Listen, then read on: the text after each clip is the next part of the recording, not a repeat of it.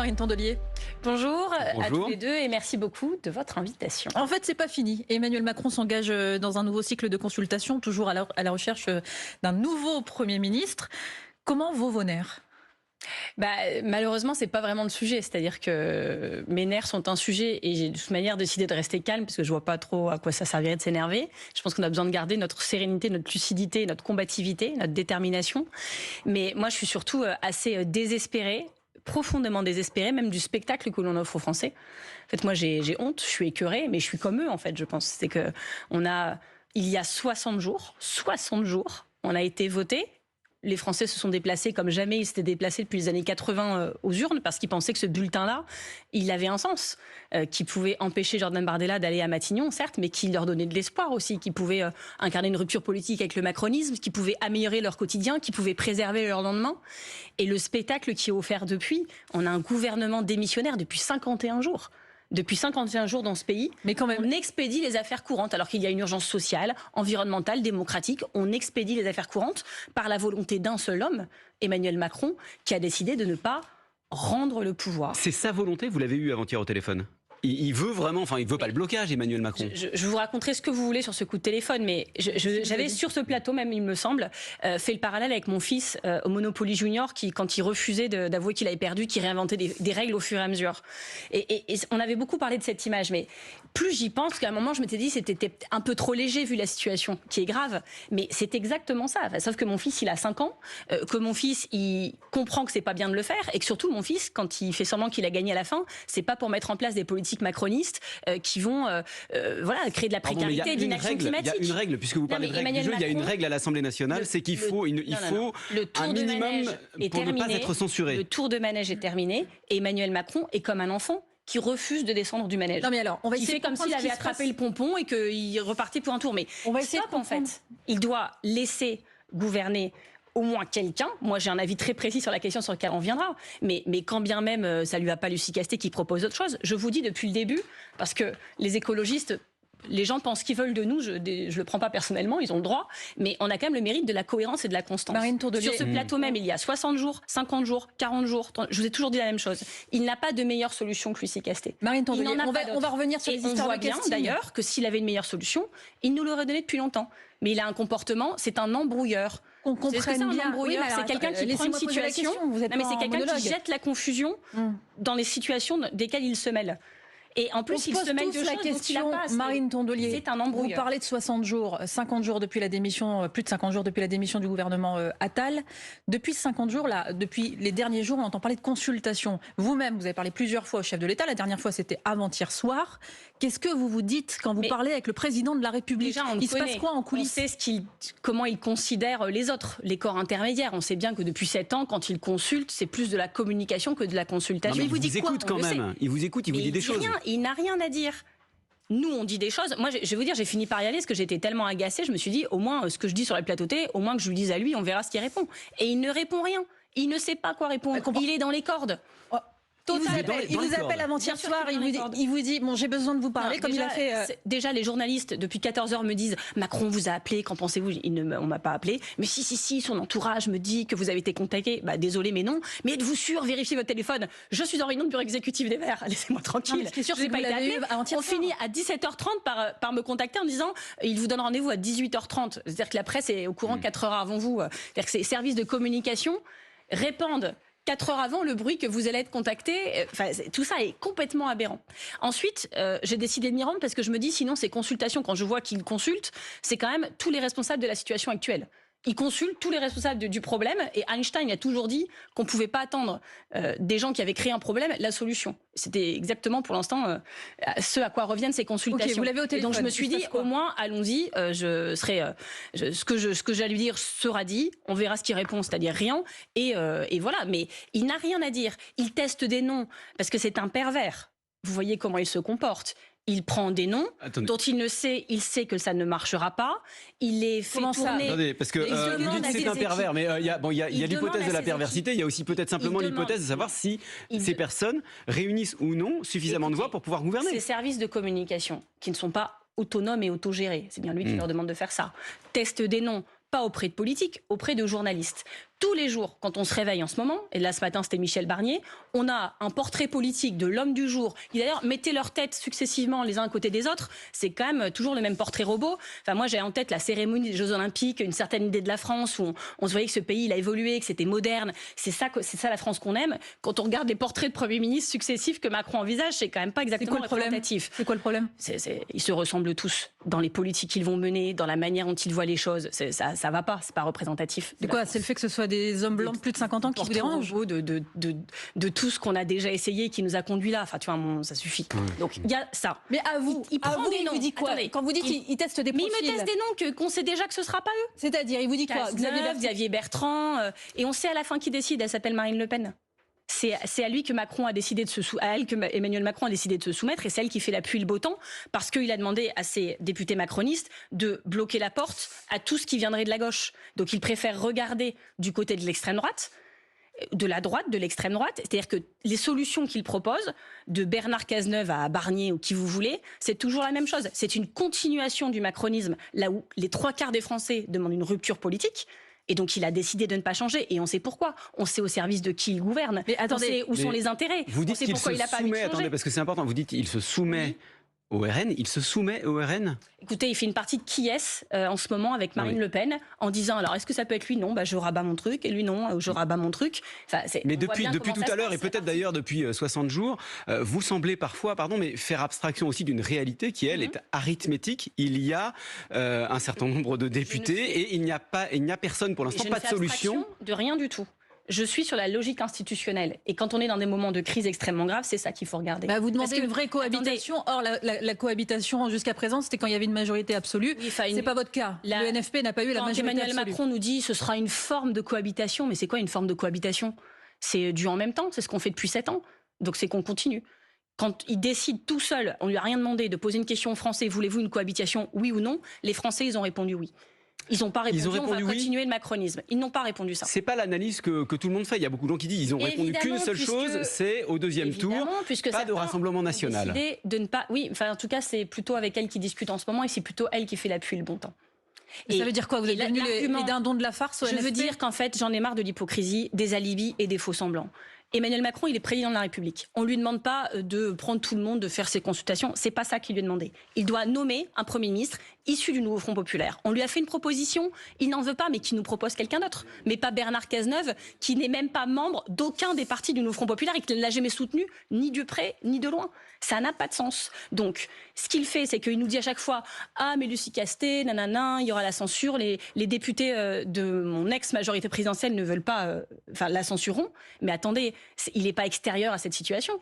Il est président de la République. Il a l'air de beaucoup tenir à la stabilité institutionnelle.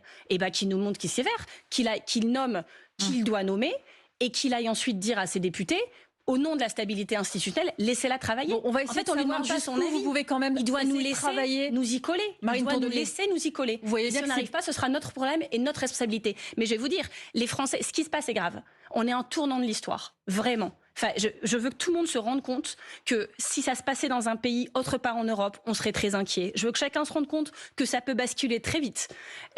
Démocratiquement, politiquement, économiquement, socialement et environnementalement, c'est déjà le cas. Ça peut basculer très très vite. On n'est pas en France, tout va bien se terminer. C'est pas vrai, c'est plus vrai. Ça veut dire quoi, ça peut basculer très vite? Ça peut basculer très vite, dans les semaines, dans les mois, dans les années qui viennent. La France peut basculer dans le chaos.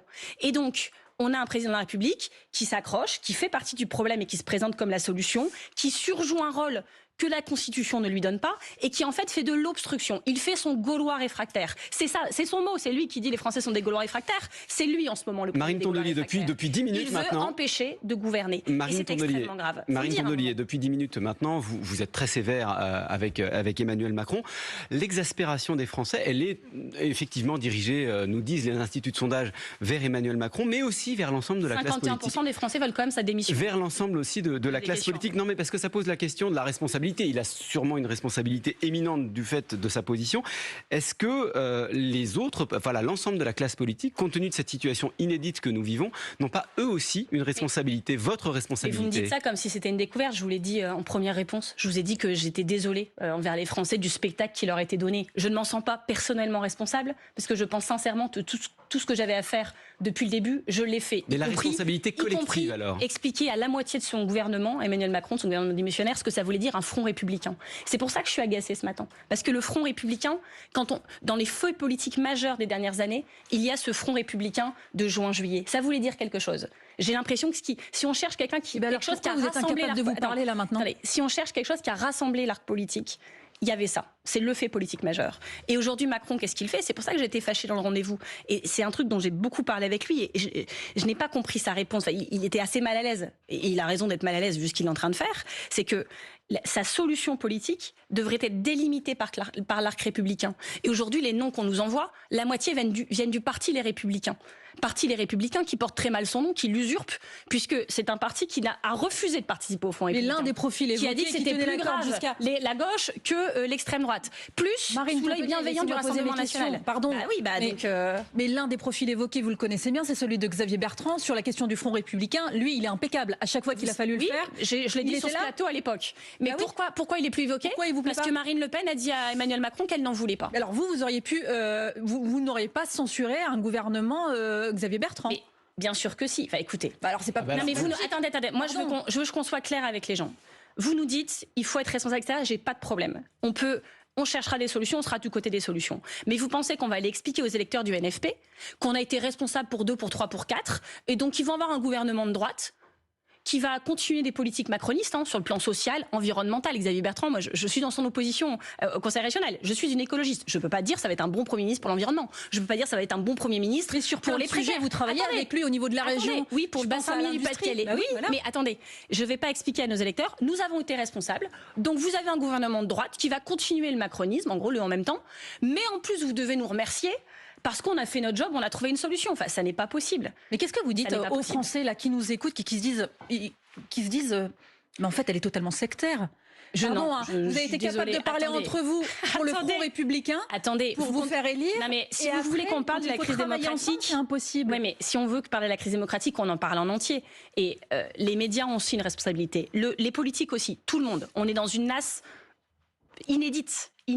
Et donc, soit on fait, moi je vais vous dire, c'est la faute des journalistes, vous, c'est la faute des politiques, et puis les syndicats diront que tout le monde est nul. Non, mais et puis nous on dira que c'est les syndicats. C'est vous qui êtes venu pour répondre aux questions, c'est pas. Oui, non, mais évidemment, mais on peut pas être simpliste en fait dans la période. Vous voyez bien que ce que vous me demandez de faire en disant Xavier Bertrand, finalement, c'est bien, mais s'il avait nommé Xavier Bertrand, si Marine Le Pen n'avait pas mis son veto, pour être clair, et j'étais venue sur le plateau en disant Xavier Bertrand. Impeccable, bravo, génial. Vraiment, on fait ça. Non, on censure pas. Vraiment, c'est une chance pour la France. Vous m'auriez dit, mais vous n'êtes pas obligé de dire ça. Vous pouvez dire, vous avez une autre solution. Vous pouvez dire, je vais pas vous dire que c'est pas notre tasse de thé. Je suis pas d'accord avec lui. Mais on vous dit qu'il a un avantage sur plein d'autres noms que j'entends. Oui. C'est que le Front républicain, il sait ce que c'est et qu'il l'a fait. Ça ne suffit pas à être le Premier ministre qui rassemble tous les Français. Et surtout, quand on voit bien que pour le nommer lui, on doit s'appuyer sur les voix de la droite et la bienveillance de l'extrême droite, sinon ça ne marche pas. Emmanuel Macron, par son comportement de tout sauf le NFP, s'est mis dans cette situation. Il est dans un tunnel. En fait, il a une seule solution, c'est de faire demi-tour de ce tunnel et la lumière est de l'autre côté, en fait. 51% des Français veulent sa démission. De plus en plus de Français veulent sa destitution. Et donc, s'ils ne se rendent pas compte, pas de Lucie Castet. Mais ils voudront de rien. Les autres partis ne veulent de rien. Les macronistes, ils veulent un Premier ministre macroniste. Sauf qu'ils ont perdu au bout de 7 ans. C'est pas de notre faute. Désolé. Marine Tondelier, secrétaire nationale des écologistes sur France Info jusqu'à 9h. On vous retrouve juste après le fil info, 8h46. Maureen Suignard. J'ai honte, je suis écœurée, glisse sur France Info Marine Tondelier, la secrétaire nationale d'Europe Écologie Les Verts, alors que le pays est dirigé depuis 51 jours par un gouvernement démissionnaire. Emmanuel Macron est dans les cordes, selon elle, alors qu'il y a des urgences sociales et environnementales, dit encore Marine Tondelier. Le comité olympique ougandais annonce la mort de la marathonienne Rebecca Cheptegei, qui a participé au JO de Paris. C'est son compagnon qui l'a violemment agressée, qui l'a immolée par le feu il y a quelques jours. De nouveaux raids israélien en Cisjordanie occupée, 5 morts selon le Croissant Rouge. L'armée israélienne confirme un raid et dit avoir visé des terroristes dans un camp de réfugiés. Par ailleurs, Amnesty International demande une enquête internationale pour crimes de guerre contre Israël. L'ONG dénonce une campagne de destruction injustifiée dans la bande de Gaza. Le déluge, encore 7 départements maintenus en vigilance orange pour pluie inondation, de Lyon au Puy-de-Dôme. La circulation des trains est par ailleurs perturbée dans les Alpes-Maritimes après les précipitations des dernières heures. France Info. Le 8-30 France Info, Jérôme Chapuis, Salia Braclia. Et la secrétaire nationale des écologistes, Marine Tondelier. Et pendant ce temps, il y a un budget à construire. Au moins 110 milliards d'économies en 4 ans. C'est l'effort économique qu'il va falloir pour éviter que les comptes de la France coulent davantage. C'est l'alerte d'une note du Trésor rendue publique avant-hier soir. On fait comment, Marine Tondelier ? Faut quand même se rendre compte que ce temps qu'on met, ces 51 jours depuis lesquels on a un gouvernement démissionnaire qu'on ne remplace pas, fait qu'en fait, personne ne prépare ce budget. C'est l'équipe sortante qui le fait, mais qui est contrainte de gérer les affaires courantes, qui n'a pas le droit de faire autre chose. Alors, ils se permettent quand même de prévoir des milliards et des milliards d'économies encore supplémentaires. Mais est-ce que vous qui aspirez à gouverner, vous vous préparez potentiellement à prendre des décisions ? C'est symptomatique que pour eux, faire des milliards d'économies dans les services publics, dans l'écologie, etc., ce soit considéré comme des affaires courantes. C'est très révélateur de ce qu'ils ont fait depuis 7 ans. Mais nous, bien sûr qu'on a travaillé tout l'été. Et on était prêts le 27 juillet, on était prêts début août, mi-août, fin août. Et vous êtes prêts avec ce nouveau scénario, parce que ce chiffre de 110 milliards approuvé, et ce que j'ai dit à Emmanuel Macron au téléphone, c'est que la date butoir, c'est le 1er octobre. C'est la date à laquelle l'Assemblée nationale doit recevoir tous les documents budgétaires. Des milliers de pages. Des milliers de pages. Et quand je vous dis qu'il fait son Gaulois réfractaire et qu'il pratique une forme très perverse d'obstruction, ce que je lui ai dit aussi, et auquel il n'a pas grand-chose à répondre en disant « Ah mais pardonnez-moi, si vous ressentez ça, vraiment je m'inscris en faux ». Bah oui, mais tu ne me demandes pas non plus l'inverse. Et il fait en sorte qu'aucune autre politique que la sienne ne soit possible. Parce qu'une fois que le vote du budget sera passé, vous voyez bien qu'on aura pour 2025 cranté un certain nombre de choses. Et en fait, ce qu'il est en train de faire, c'est lutter pour la préservation des privilèges des privilégiés et lutter pour qu'on ne puisse pas infléchir cette politique pour plus de justice sociale et voilà, faire en sorte que les plus riches payent plus d'impôts et que les plus précaires soient plus aidés, plutôt que la réforme injuste de l'allocation chômage, que la réduction des services publics, que le manque d'argent pour l'école, pour les hôpitaux et que les coupes budgétaires pour l'écologie. Il y a ce que veut faire Emmanuel Macron. Vous n'avez pas répondu à ma question. On fait comment ? Voilà. 110 milliards à trouver sur 4 ans. Mais premièrement, sachez quand même que quand l'Europe, par exemple, nous dit attention, déficit, ils ont raison de le dire, c'est leur travail. Mais l'Europe, ce qu'ils regardent, c'est pas le niveau des dépenses, c'est l'écart entre les dépenses et les recettes. Et ce qu'a fait ce gouvernement depuis 7 ans, c'est baisser les recettes parce qu'ils ont voulu faire des cadeaux fiscaux à leurs électeurs et à leur camp politique, c'est-à-dire les plus riches. 40 milliards en moins par an. Et donc moi, quand Bruno Le Maire, qui se permet des leçons de morale toutes les semaines sur si c'est le nouveau Front Populaire, ce sera le déclassement. Mais les déclassements, chers amis, c'est maintenant. On se fait quand même sanctionner par les marchés, quand même sanctionner par l'Europe, quand même sanctionner, y compris par la Cour des comptes. La Cour des comptes, c'est pas des gauchistes de je sais pas quoi. C'est la Cour des comptes. Ils disent, ça ne va pas, ça nous emmène dans le dur budgétairement. Et la dette, il y a de la bonne dette. La dette en soi, c'est pas grave si c'est de la dette qui investit dans l'avenir, qui travaille pour la transition écologique. Même les plus grands économistes aujourd'hui le reconnaissent, qui fait en sorte qu'on réduit la fracture sociale. Mais là, ils ont commis l'exploit mondial d'avoir 1000 milliards de dettes en plus en 7 ans. On est passé de 2000 milliards de dettes à 3000 milliards de dettes, en ayant 9 millions de pauvres, jamais aussi nombreux, là, jamais aussi pauvres, plus une inaction climatique. C'est ça leur bilan. Si vous arrivez au pouvoir. Donc, non, mais juste pour dire que toutes ces gens qui nous donnent des leçons de morale budgétaire tout l'été, le NFP, ceci, cela, mais c'est pas des leçons de morale qu'ils doivent nous donner, c'est des excuses. Qui commencent par s'excuser, par faire preuve d'un peu d'humilité. C'est leur bilan. Mesdames et messieurs, les spécialistes mondiaux de l'économie, des banques, de la finance, qui sont tellement sérieux que personne n'arrivera jamais à leur cheville. C'est ça leur bilan. Est-ce que vous êtes prêts à faire des sacrifices sur ce que vous aviez prévu ? Parce qu'il y a une nouvelle donne. Nous, attendez, les choses sont simples. On pourra financer des choses à condition qu'on lève de nouvelles ressources, des nouvelles recettes. Des nouveaux impôts. Pas que des impôts, mais par exemple, quand on parle de taxer les super-profits, c'est 15 milliards de recettes par an. On parle de l'ISF climatique. On parle de réajuster un peu les impôts sur les sociétés, parce qu'aujourd'hui, les TPE et les PME sont relativement moins aidés que les plus grands groupes, celles qui n'ont absolument pas besoin d'aide. Et tout le monde est d'accord. J'étais chez Inc-Pat France. Il y avait 3000 chefs d'entreprise. J'ai été accueillie comme jamais je pensais être accueillie chez des chefs d'entreprise, parce qu'ils disent merci.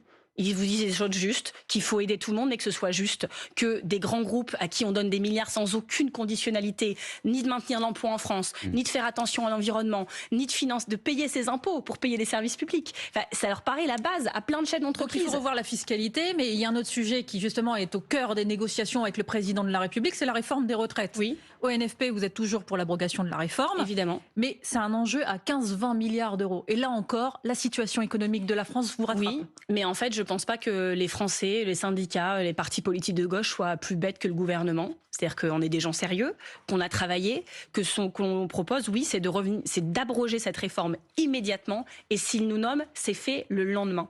On sait le faire. Et ensuite, oui, il faudra une autre réforme des retraites. Et comment on va la faire? Parce que la méthode, ça compte beaucoup en politique. C'est ça qui a abîmé la France. C'est la verticalité, la brutalisation de la politique. C'est l'Assemblée, t'es pas d'accord, 49-3. Les manifs, t'es pas d'accord, on t'envoie à la police. Donc les retraites, vos solutions. En fait, non, mais juste, du coup, nous, on travaillera, on fera le dialogue social. On en a parlé avec Maryse Léon, on en a parlé avec Sophie Binet, avec tous les syndicats de ce pays. Nous ferons une conférence sociale et nous travaillerons ensemble à un modèle plus juste. Avec des cotisations sociales supplémentaires. Si vous pensez qu'avec Emmanuel Macron, nous sommes allés sur le fond, j'ai le regret de vous annoncer que non, en fait. Vous n'avez pas parlé de la réforme des retraites avec Emmanuel Macron? Non. Mais par ailleurs, je pense qu'il sait ce que je pense et que je sais ce qu'il pense. Pas vraiment ça sur le quoi on a à se mettre d'accord. Mais vous me confirmez que c'est quand même quelque chose de déterminant de savoir si oui ou non dans la nomination du prochain Premier ministre. Ce que je veux vous dire, c'est que la méthode sera très importante et que Emmanuel Macron et son équipe, son entourage, ont peur des corps intermédiaires. Ils les ont méprisés. Mais il y en a quand même tout ce qu'ils ont méprisé, on veut le réhabiliter. Les services publics, les corps intermédiaires, la démocratie, le respect en politique, la transparence, tout ça on veut le réhabiliter. Donc comme c'est l'inverse d'eux, c'est sûr que ça leur fait peur et qu'ils n'ont pas envie d'y aller immédiatement. Mais je vous le dis, ça fait des semaines que je le dis. Et vous verrez, il n'aura pas d'autre choix à la fin que de nommer Lucie Castet ou un autre membre du NFP. C'est même pas vraiment le nom, la question Lucie Castet elle-même, vous le direz. C'est pourquoi faire. Et le pourquoi faire, il n'a pas le choix. Et vous avez raison, on n'a pas de majorité absolue. Je le sais, je suis dans la modestie, mais ils ne peuvent pas être dans le déni. Nous n'avons pas de majorité absolue, mais la majorité la plus large, la plus cohérente et la plus stable, c'est celle que nous proposons. Et elle a le mérite de la transparence. Attendez, elle a le mérite de la transparence. On a été aux urnes ensemble. Pour essayer de trouver des compromis. Quand déjà on fait le constat qu'on n'a pas la majorité absolue, qu'elle est juste relative, on essaie de trouver des alliés à l'Assemblée nationale. Est-ce que vous avez fait cet effort de les appeler ? Je suis dans une position particulière parce que je ne suis pas parlementaire. Mais cet été, Lucie Castet et les présidents de groupes parlementaires du Nouveau Front Populaire, dont la présidente écologiste à l'Assemblée Cyril Châtelain et le président écologiste au Sénat Guillaume Gontard, ont pris la plume, ont écrit en toute transparence aux parlementaires, parce que ce courrier a été rendu public, et leur ont proposé une méthode. Une méthode avec des objectifs prioritaires, les services publics, la santé, l'éducation, l'écologie, le pouvoir d'achat. C'était transparent. Ils ont proposé une méthode en disant à la seconde où nous serons nommés, nous vous réunirons, nous travaillerons avec vous dans le périmètre de l'arc républicain. Et c'était transparent. Et je vais vous dire, quand on dit vous n'avez pas de majorité, on a réussi à faire ce courrier ensemble. Pendant ce temps-là, Gabriel Attal faisait un courrier tout seul avec Stéphane Séjourné pour Renaissance. Édouard Philippe faisait un autre courrier pour Horizon et le MoDem, la troisième composante de l'ex-majorité présidentielle, tout le monde a fait des courriers. Disait dans la presse, il ne faut surtout pas faire de courrier, c'est une mauvaise idée. Ouais. C'est ça la majorité alternative. Ça marche pas. Donc pour vous, la solution, c'est Lucie Castet. Une information parue dans le magazine Marianne. Est-ce que c'est vrai que Lucie Castet a envoyé un devis au Nouveau Front Populaire pour obtenir une enveloppe de 51 000 euros pour son équipe et pour son bureau, en plus d'un salaire de 9 000 euros? Non. C'est pas vrai que Lucie Castet a envoyé un devis au Parti Nouveau Populaire pour dire je veux l'argent ou j'arrête tout. Il n'a jamais existé. Lucie Castet, elle a été appelée un jour pour lui dire on est tombé ensemble d'accord sur ton nom entre 4 chefs de Parti Nouveau Front Populaire dans la situation politique que tu connais. Es-tu d'accord pour relever le défi? Elle a demandé quelques minutes de réflexion, c'est sain. Et là où beaucoup de gens auraient pu se dire, elle va dire non, comme tous les autres, que je vois défiler, qu'on appelle pour Matignon, Lisnard qui dit non, mais il y a des intempéries, je peux pas. Plus personne n'a envie d'y aller. Elle a eu le mérite et le courage, l'honneur même, d'accepter cette mission. Qui l'a mise dans une situation professionnelle fragile, elle était en congé 15 jours, mais après ces 15 jours, elle savait qu'elle n'aurait plus de revenus. Qui l'a mise dans la nécessité de réunir une équipe autour d'elle. Et évidemment, dans les premières 24 heures, imaginez quand même le courage qu'elle a. Et puis elle dit juste comment je vais faire en termes d'équipe. Voilà, il lui faut un directeur de cabinet, une chef de cabinet, quelqu'un qui s'occupe de la presse, des choses logiques. Ou même nous, on lui dit on réfléchit ensemble à comment on va faire. Et donc on lui dit, les chefs de parti, de leur propre initiative, lui disent si tu as besoin de financer une équipe, on te trouve un budget, on va mutualiser comme on mutualise des tas de dépenses entre nous, donc quand on loue des salles pour faire des conférences de presse, etc. Donc les 51 000 viennent de chez vous. Nous lui avons fait une proposition. Je précise que pour l'instant, elle s'est débrouillée et je l'en remercie je remercie tous les gens qui travaillent bénévolement autour d'elle, c'est-à-dire une cinquantaine de personnes, dont 3 qui sont quasiment en plein temps, qui le font bénévolement. Et la logique de tout le monde, en particulier Lucie, c'est de dire tant que ça fonctionnera comme ça, on fonctionne comme ça. Et mais quand elle a quitté la mairie de Paris ? vous avez suivi dans la presse comme moi les infos. Je vais pas vous faire son CV et ses entretiens d'embauche sur le plateau, mais elle va faire en fait, ce que je trouve détestable en politique et dans le milieu politico-médiatique actuel, c'est qu'on a une jeune femme qui est exemplaire, qui est courageuse, et on va lui mettre une polémique sur des sommes qu'elle n'a même pas touchées. Non, et qu'elle a même pas vraiment demandé. cherchait juste à avoir une information. C'est pas de polémique, c'était une information.